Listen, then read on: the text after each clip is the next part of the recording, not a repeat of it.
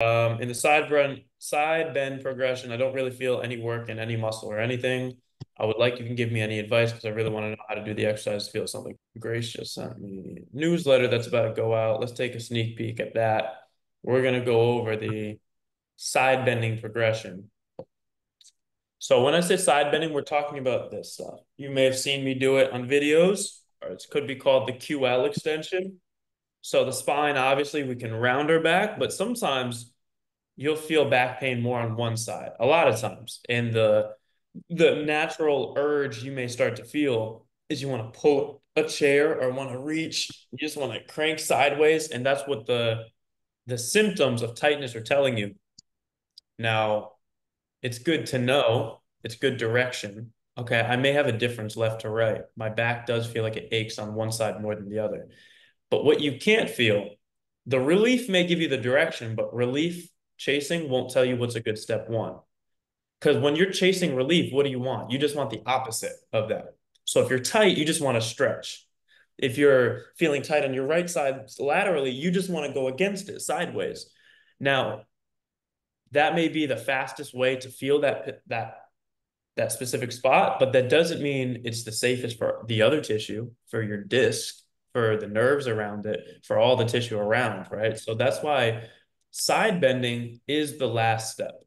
Now I'm going to show an article Grace, someone on our team wrote. She works for us and she helps with me. She takes these topics I write about and then she writes it in newsletter form. You guys have probably seen the newsletters.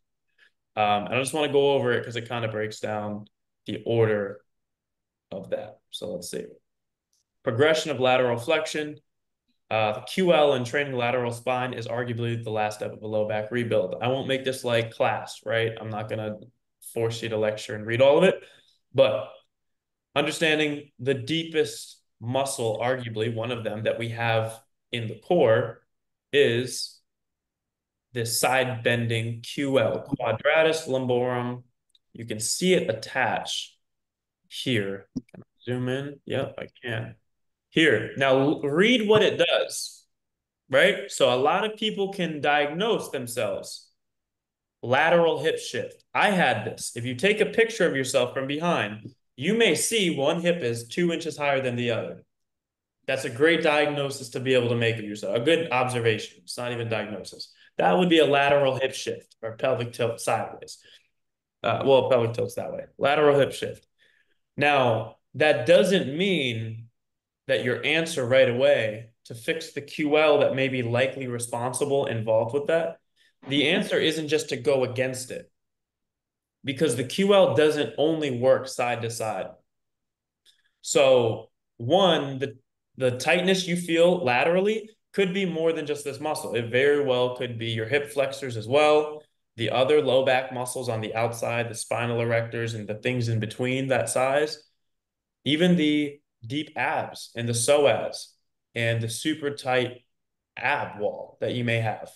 So everything around the core and hips, left to right, affect where your hips are, whether you feel tight sideways and need to reach. Now, the thing I really want to get to is read this.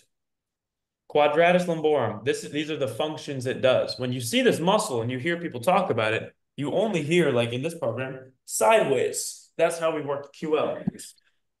That may make you think that's all it does. It doesn't. It also extends and stabilizes. Stabilize, when you hear the word stabilize, think rotation and think anti-rotation and holding still. Also forwards and back, but stability is strength in every direction, prevent motion. So this QL is fighting in every direction to keep your spine in place in this tug of war left to right. Imagine beams, suspension beams on a bridge. That's like the QL. Super tight, gets super strong, can be very hard to open up, but it also extends and flexes. So why am I spending so much time on this topic? Everyone can see what I'm looking at, right? If somebody just throw a thumbs up or something, you can see the picture. I just want to make sure I'm not this deep. Yes. All right. Because this happened before. I'm 20 minutes in and they're like, we can't see what you're talking about. So this muscle is basically the last step of a rebuild because oftentimes it's the last step of dysfunction and imbalance. So If you get a low back tweak for the first time in your life, you're 17 and you are back squatting heavy and ugly form and you're weak in your back, all that. You tweak something in your back, odds are it's like it's one of these outer muscles. The first time I ever felt my back was a low back tweak, and it was this wall of muscle that you may think of as your back muscles. Superficial, big, superficial meaning on the outside. So when something strains here, that's a pretty easy fix. It's like a bicep on top of the skeleton. It's just on top of your back. Cool. As you start to get breakdown and more straining and more imbalance and more weakness and more avoidance, you're not using your back, well, you might start hitting muscles that are a little bit deeper. Stuff like this. Different, different spinalis muscles that are in a little bit deeper. Things like multifidus that I've showed all the time. It's not the only muscle there. It's just a very good example. All these muscles can start to get strained. All these. So the order of this function, usually, unless you get in a car wreck and get just destroyed in one day, imagine dysfunction and imbalance. When I say dysfunction, I mean it doesn't fire right. It doesn't trust it. The nerves get weird. The circulation gets a little bit limited. You don't get a pump there. The only time you feel it is when it's tight. So the big muscles on the outside is like an onion. The outer layer starts to get a little messed up. Then it goes deeper. Now we're at the multifidus, the rotatorus, all these rotatory, longus, interspinalis, little muscles by the spine. Then after that, you can get to the literal ligaments and then discs of the spine. It starts pulling on ligaments. It can start shifting the spine. You get spondylosis. We get all these other things. And then you get to discs, nerves, etc. So imagine that from inside out. By the time you have spine problems, you already had for years, most likely, if it was steady, big muscle issues, smaller muscle issues, further and further. So now when we want to undo that, if we have a herniated disc, what's the only way you could potentially fix a herniated disc is you just get surgery if you want to go immediately to the disc. Our approach is the opposite. Start from the furthest layer, back extension iso holds, big muscles, glutes, hand spinal erectors, the big back muscles. Now, when you go single leg, you start to use the rotation muscles because it wants to tip you. So even single leg hold, you start to use a little bit of the deeper muscles. As soon as we get flexion and we're pulling and opening on stuff, now we actually are getting closer to the spine. Now, I went from big muscle, small muscle, spine. Where does the QL play? Right here. Quadratus, this is the QL right here. So basically what we're looking at is the top-down view of the spine and the muscles. I went through this whole breakdown to basically talk about the layers of the back, fixing the back.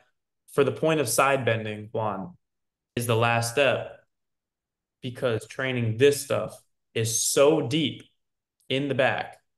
It is attached to the spine. And it's even deeper than the spinal erectors and the low back muscles. It's like almost, here's the psoas, which is almost a core muscle, like an ab muscle. It's more to the front. And these are the back muscles. So the QL, the thing that we're trying to hit sideways, is in between the abs and the spine and the back muscles. So getting to feel this properly means you have to get very deep sideways and also forwards. So the quadratus lumborum, like we saw earlier in this here, it extends the spine, not just sideways, but when we're even doing back extensions, Jefferson curls, just hitting a good set of full range back extensions are starting to then work on the muscles that imbalance you side to side. Of course, you can't isolate left back, right back going forwards. It's just impossible. You're going to use both sides. But even if they're imbalanced, if you work on them on a back extension, both sides improve and your resistance to going sideways will go away. So the long answer short, in order for you to feel good doing QL extensions, you got to feel good going forwards.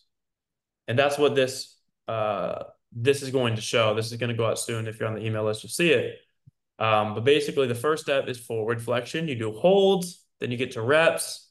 Once you can do 30 reps or getting close, then you start going sideways, just gently, not even to get the muscles. Because what do you have to hit before you hit the deepest part of your human body? Everything outside the onion. So look, these muscles on the side are the obliques, are the transverse abdominis. You have to hit your abs. And so we've kind of talked about that before. People have asked, I only feel my abs or my abs are sore, my obliques. Every time you side bend, you will always be training your obliques. There's no way to not. But as you get deeper ranges, even deeper, now you're forcing the QL to really get engaged and help out. Where if you only go a little bit, if you've ever seen people hit stuff in the gym like this, and they go like this with a plate, kind of fast right here, they're only going deep enough to hit the obliques. They're going to hit it and it'll be sore. But this is how deep the QLs are inside my body. Obliques are here, transverse abdominis a little bit. So if I only go here, I'm only going to get obliques mainly. I have to end up getting so deep that the torque has to go so inner in my body. So if I'm here, it's obliques, obliques, obliques, and I get to a certain point where the obliques can't help and something else has to, and that's the QLs. Now, just standing, if you don't have a protected spine, going as hard as you can to get to the QLs is asking for a disc injury or a re-injury and aggravation. Now, the reason why this is the last picture I want to show, I know I'm showing so much, is because just look at where it attaches again. Do you see how this muscle breaks into many different attachment points at every part of the spine? That's a really important thing to understand, because if you ever strained, not even strained, if you ever herniated a disc, this is a picture you may see, which is a little misleading, or this, and doesn't do it justice. When you really look at the way it attaches,